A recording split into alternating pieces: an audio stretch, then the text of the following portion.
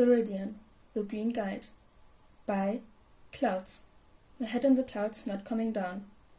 Read by Shadow5. Chapter 24. Bees. Summary. Izuku researches more about the robotic bee he found.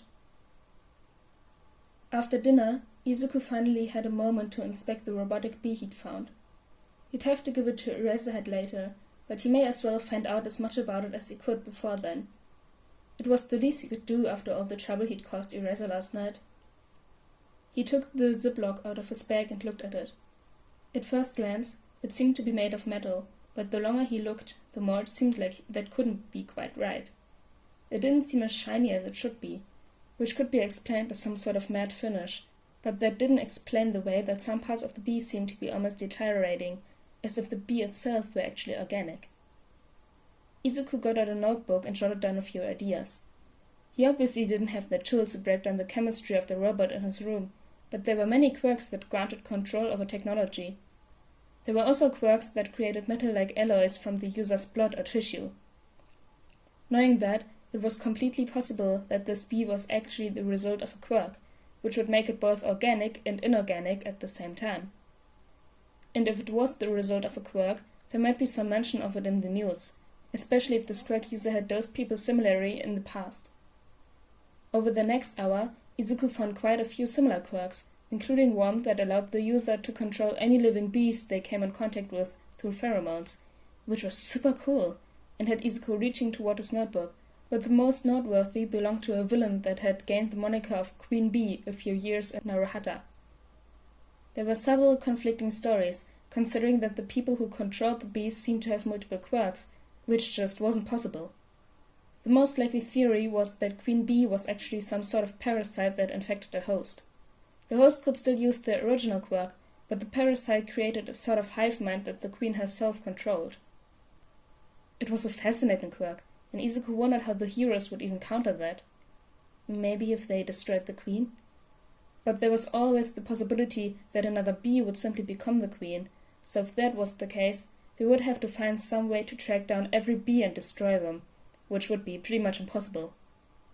It was a shame that such a powerful quirk was being used for evil. Izuku could think of so many ways that it could help people. The bees seemed to be able to hold small amounts of any liquid, so they could administer life-saving medicine, or even antidotes if a villain with a poisonous quirk attacked. Considering the hive mind, the host could most likely use the bees to spy and gather valuable intelligence by being an almost literal fly on the wall, because no one ever paid attention to bugs. It was such a cool quirk. Izuku took the bee out of the bag and tried to see if there was any way to hack into it. It probably didn't have a hardline, but since it had robotic elements, it most likely had some way to communicate with its queen, which meant that Izuku could slip in and hopefully get into the bee's head. Of course, since the bee was quirk-made, there was a possibility that the robotic look was just a side effect, and it was impossible to hack in. But it was worth a try, at least. It took a lot of experimentation, and it was almost time for bed, when Izuku finally managed to wirelessly connect to the bee's brain? Hard drive? Most of the files were corrupted, which was understandable considering how mangled the bee itself was, but Izuku did manage to find one called Directives. After quickly checking for viruses and trackers, which didn't turn up anything, Izuku opened the file. If abdomen equals full, inject any human. Else, return to hive. There were a few more commands, but that was the one that stood out to Izuku the most. That meant that the instant villains really were random victims, not simply using the bees as some sort of alternate injection method to get high. But why? What did Queen Bee stand to gain by turning random people into villains? Of course, finding more information on Queen Bee led him down a rabbit hole of the instant villain craze that had happened in Naruhata. Just like what was happening right now, unsuspecting civilians were being dosed with trigger to cause chaos. On the surface, it seemed that Queen Bee was one of those villains that simply enjoyed causing senseless destruction, and that would have been the end of it, except for the fact that people called next-level villains popped up a little after that. The next-level villains had all been instant villains at one time or another, but then disappeared. They reappeared a few months later, manifesting permanent changes from human experimentation endorsed with huge quantities of trigger.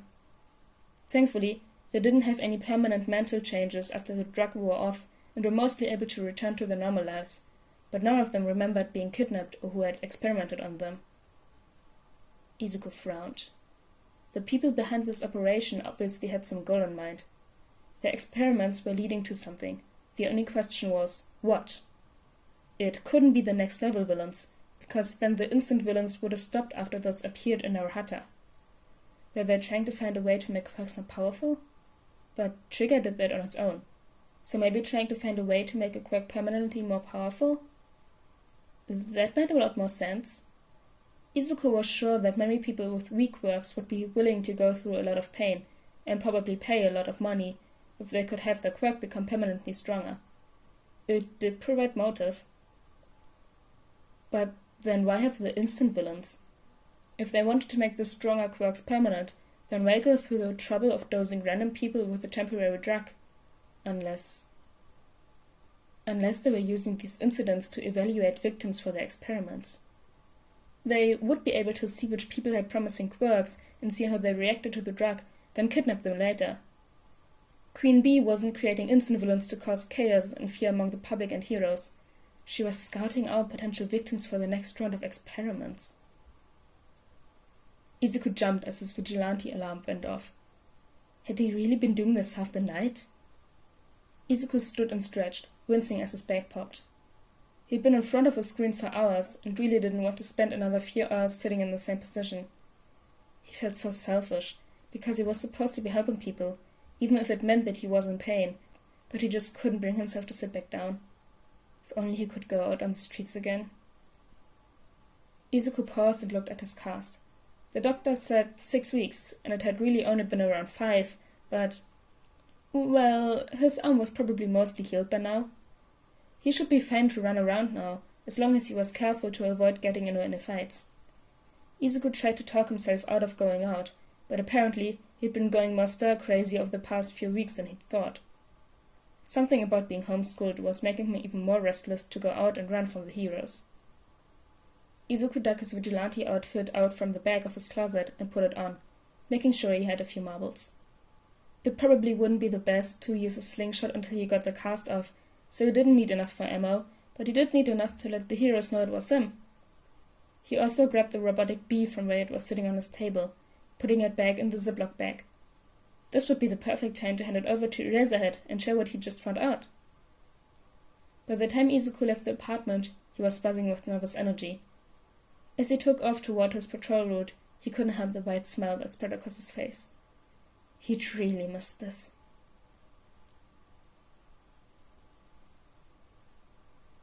Damn, Izuku found out about the bees. The freaking bees. Anyway, guys, I hope you enjoyed this one, and I'll see you all next time. Bye!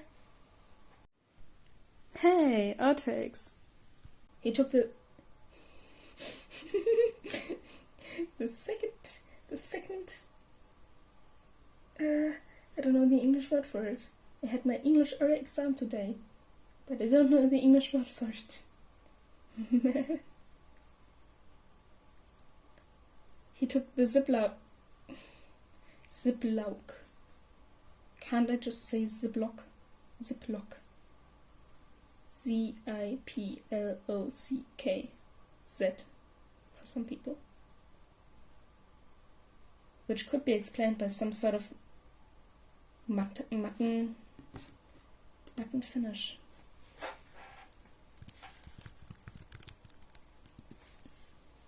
I don't know how to pronounce that. Matt. Oh, okay. It's like the German Matt. Oh shit, wrong one. It didn't seem as shiny as it should be, which could be explained by some sort of matte finish. Matte finish.